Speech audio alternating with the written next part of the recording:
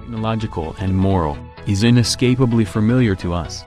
For anyone born after the invention of the steam engine in the early 1700s, a steady series of mechanical and social changes, from the train and telegraph to the American and French revolutions, imbued each person with a sense of inexorable advancement. And it is these kinds of changes, James Gleick argues in his new book Time Travel, A History, that gave us the idea that we could literally travel to the future.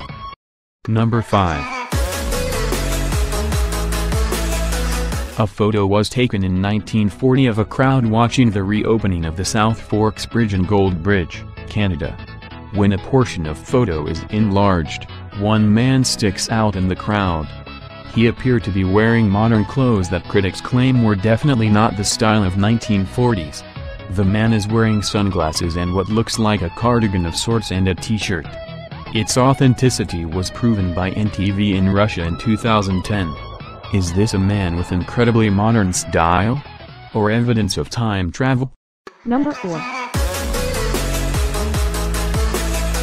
You probably haven't seen Charlie Chaplin's The Circus, much less the extras found on the DVD version, but in one of the scenes you'll see a person talking on what appears to be a cell phone at the movie's premiere in front of Grauman's Chinese Theater. Now this doesn't make sense, right? How can a cell phone work without the accompanying tower and networks in 1928? But not many have considered that this device could be from the far future, running on technology we cannot yet comprehend. Or, there was more than one time traveler, and the device is just a simple two-way radio. Number 3. This painting from the 1800s allegedly depicts Joseph Smith showing gold plates to 8 witnesses, and people have been saying these are actually compact disc cases.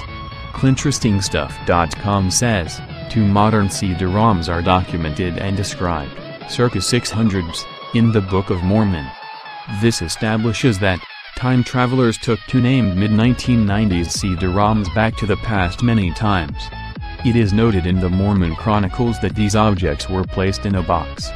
Time travelers turned up to Joseph Smith and showed him where that box was hidden.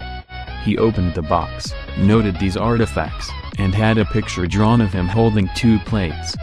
He described the artifacts as here were 2 stones and silver bows, and these stones, fastened to a breastplate, constituted what is called the Urim and Thummim. Number 2. One evening in mid-June 1950, at about 11:15 p.m., a passersby in NYC's Times Square noticed Rudolph Fentz, who looked around 30 years of age, dressed in the fashion of the late 19th century. No one observed how he had arrived there, and he was disorientated and confused standing in the middle of an intersection. He was hit by a taxi and fatally injured, before people were able to intervene. The subsequent investigation by a Nibe policeman revealed that the man had disappeared without trace in 1876 in the age of 29. The items in his possession were, a copper token for a beer, a bill for the care of a horse and the washing of a carriage, a letter from 1876 and $70 in business cards. There was no apparent aging, and some say he might have experienced a time slip. Number 1.